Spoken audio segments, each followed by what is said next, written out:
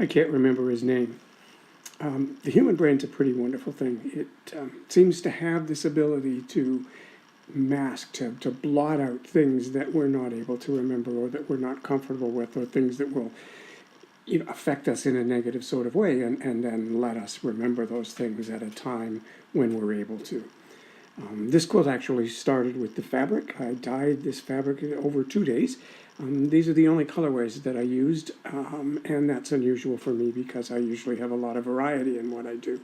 And without thinking about it or being aware of it in any way, I realized that these were the 2 days that Dr. Blasey Ford was testifying before the Senate committee and talking about things that she was remembering. And as I was looking at the fabrics and listening to the news, I would have these flashbacks to things, to memories, and it was kind of, it was phenomenal, because as I started, it was like, oh yeah, I remember, and strangely, it was senses that came first, not a whole memory, and certainly this sense of touch, but mostly the one I remember most is the sense of smell.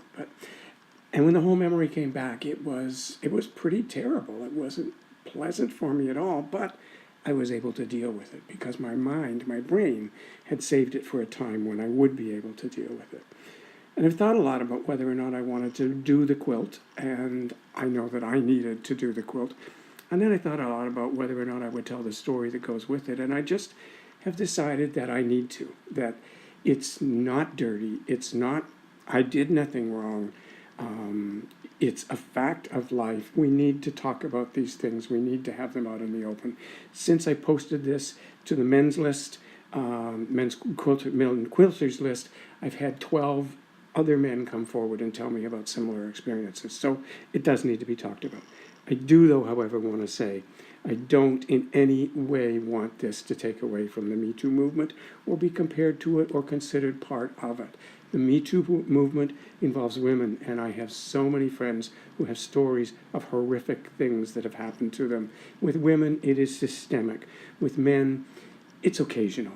And that, I think, is the main difference. When you're done looking at this and listening to this, please make sure you take some time and look at the Forgiveness quilt, because I'm okay, and I think that's important.